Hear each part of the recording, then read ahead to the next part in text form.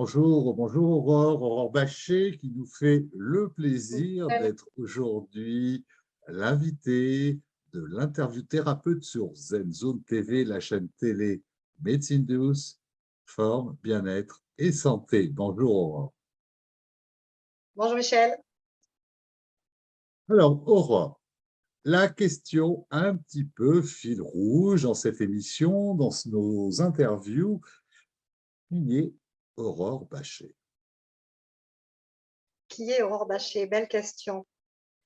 Donc voilà, je m'appelle Aurore, je suis énergéticienne depuis bientôt 2 ans.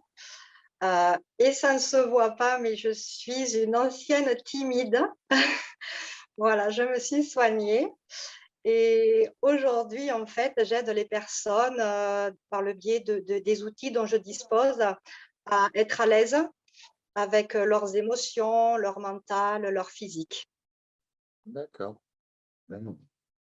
On ne n'est pas thérapeute, on le devient, Aurore. Quel est votre parcours de vie? Qu'est-ce qui a fait que vous en êtes arrivé, que vous avez choisi la relation d'aide, que vous vous êtes formé et qu'aujourd'hui, du côté du 12 dans l'Aveyron, pas loin d'Espalion, Espalion, pour ceux qui ne connaissent pas, eh bien c'est la patrie du couteau la gueule. Alors, qu'est-ce qui a fait que vous en êtes arrivé à la relation d'aide? Tout simplement, j'ai passé toute mon enfance et mon adolescence à découvrir pas mal de régions du sud de la France et de l'outre-mer par le biais du travail de mon papa. Ce qui m'a donné en fait le goût de l'aventure, de voir un peu la diversité des coutumes, des cultures. J'ai rencontré beaucoup de monde aussi, énormément de monde, des personnes différentes tant dans leur culture que dans leur religion ou dans leur langue, dans leur couleur de peau aussi. Et le constat que chaque personne, chaque être humain est unique était évident à mes yeux, par leur caractère, leur vécu, leur éducation. Et c'est pourquoi, en fait, il me plaît de considérer chaque personne dans sa globalité. J'ai vécu petite en brousse dans les îles et on n'avait pas beaucoup de commodités, il n'y avait pas d'eau potable, il n'y avait pas d'électricité.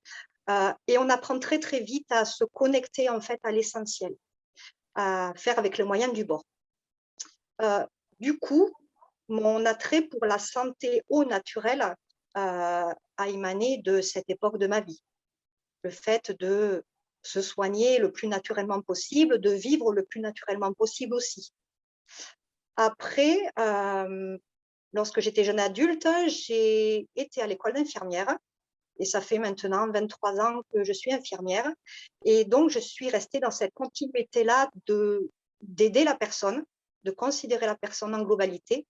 Et j'ai voulu aller plus loin pour vraiment aller encore plus dans l'unité de chaque personne.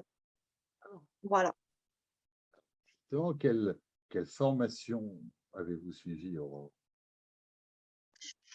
Alors, du coup, j'étais dans un institut qui est adapté au personnel paramédical et j'ai suivi une formation de réflexologie plantaire, entre autres, une formation qui a duré quasiment 9 mois, où j'ai pu reprendre toute l'anatomie et tous les gestes et voilà, tout ce qui concerne la personne, tous les liens entre les points réflexes, la médecine chinoise, voilà.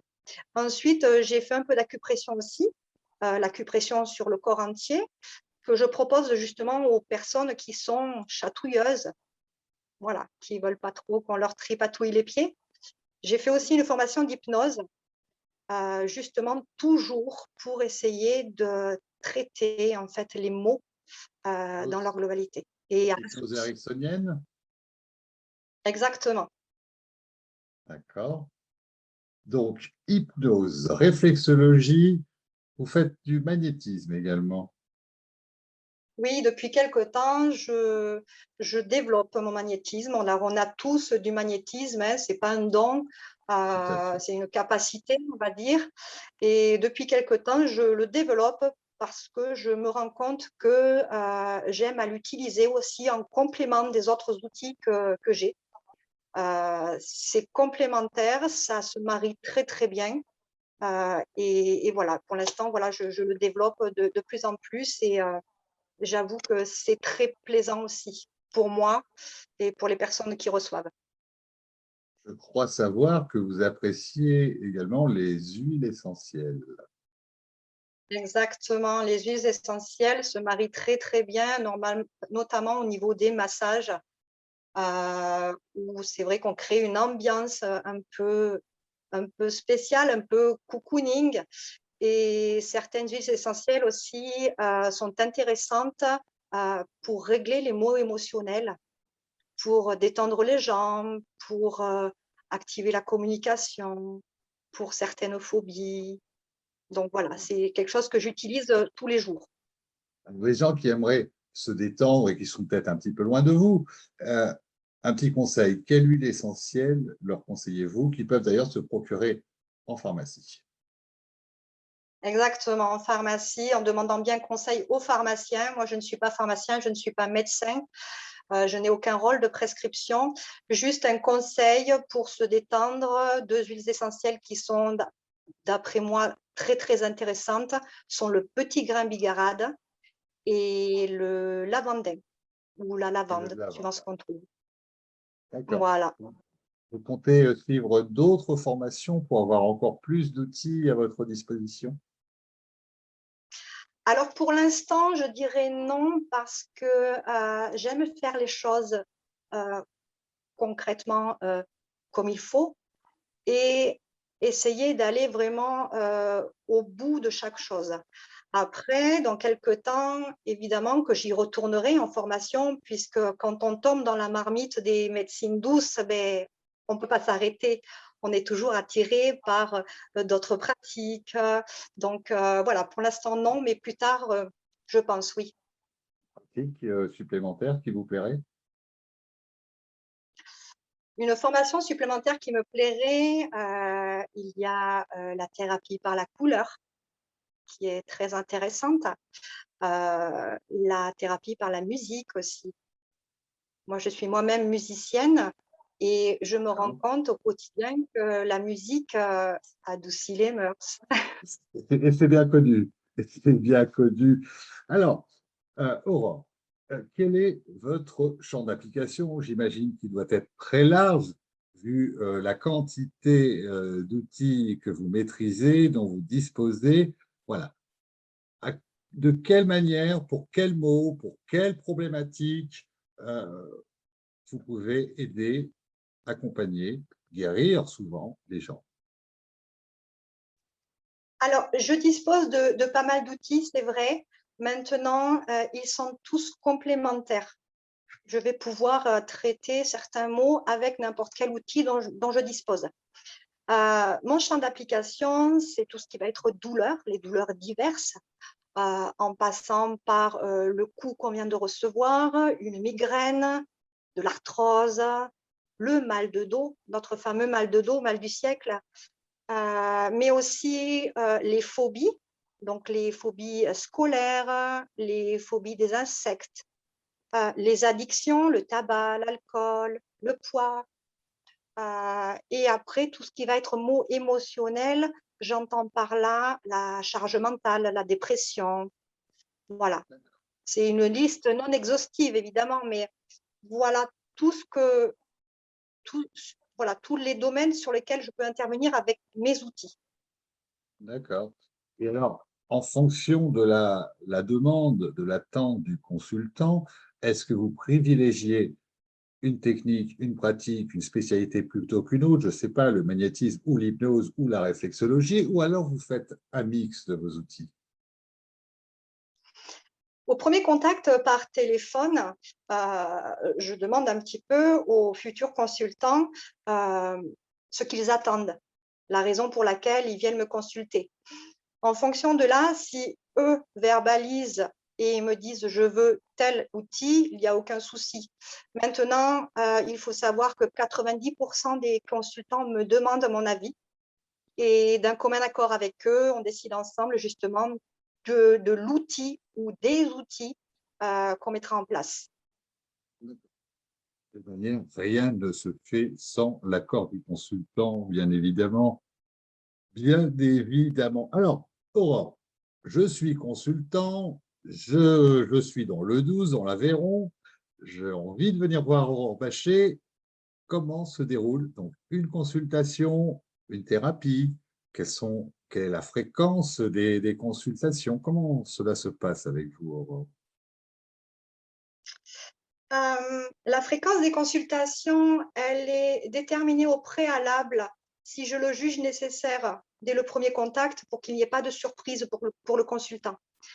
Sinon, en règle générale, à la fin de la consultation, de la séance, voilà, les personnes me demandent quand est-ce qu'il faut revenir. Souvent, s'il n'y a pas de protocole qui a été établi au préalable, je leur dis de revenir quand leur corps le demande. Voilà, il faut que les gens s'écoutent, il faut que les gens écoutent leur corps.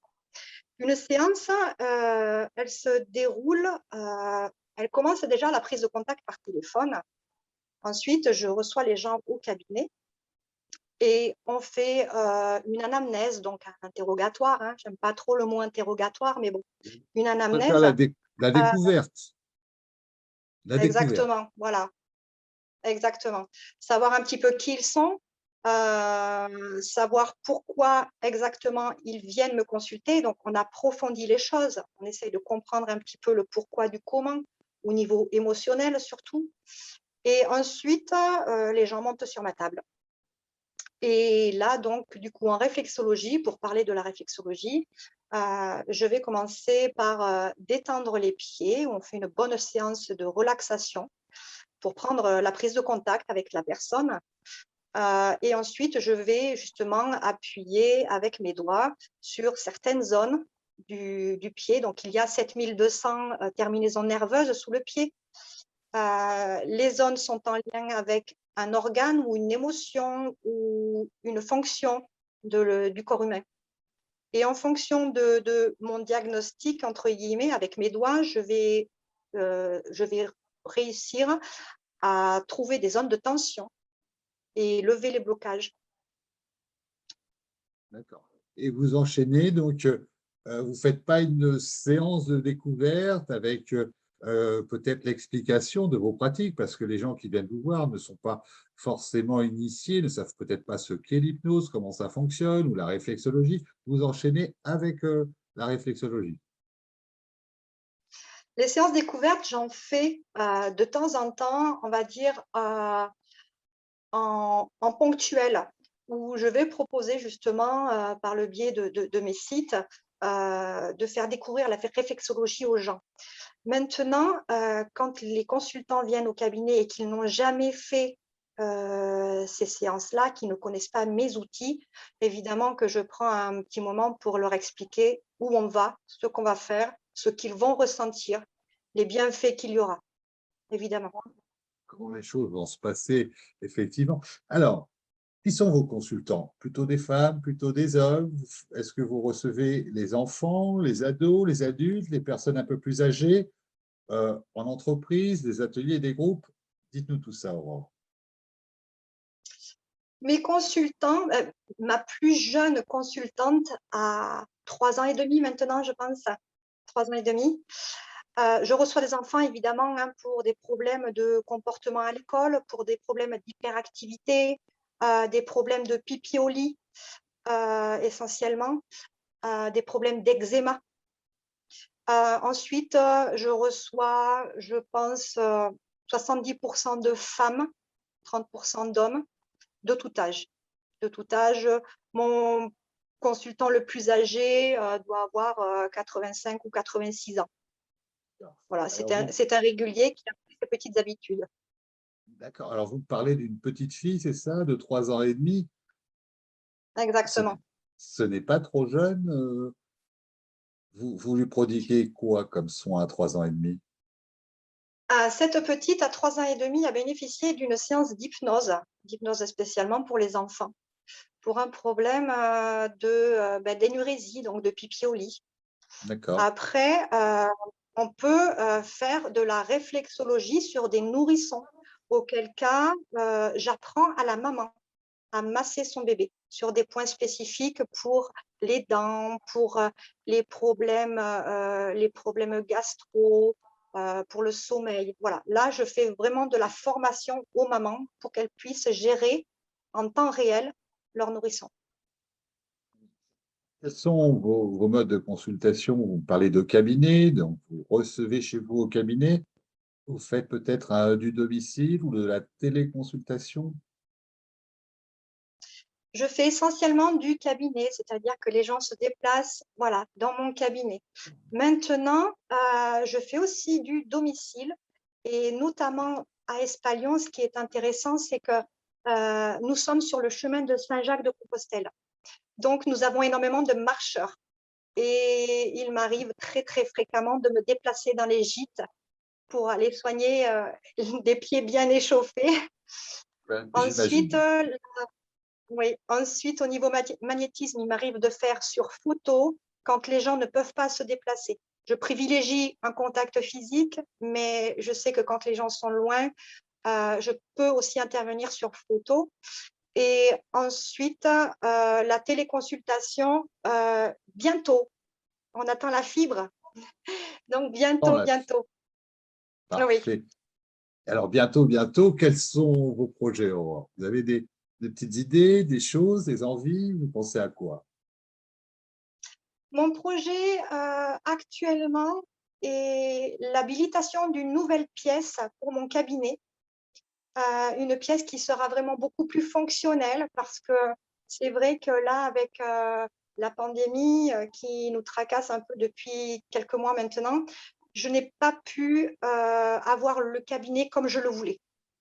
Donc là, j'ai mon projet qui va bientôt arriver à terme, d'avoir cette pièce totalement dédiée et fonctionnelle à mes consultants. Ensuite, d'autres projets seront, comme je disais tout à l'heure, pour plus tard, faire d'autres formations, pourquoi pas dans d'autres domaines, toujours pour enrichir plus ma pratique. Parfait.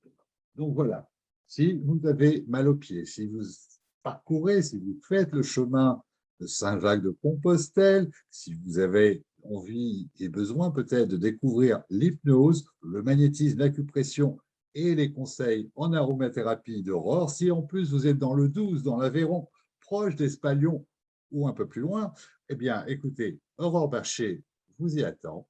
N'hésitez pas à vous recommander de la part de Zen Zone TV pour un accueil encore meilleur. Et puis bientôt, Aurore, si vous êtes bien loin du 12, il y aura la téléconsultation, mais dès que la fibre sera. Merci, Exactement. Aurore, d'avoir accepté notre invitation. Merci. Merci à vous. Au revoir. Au revoir.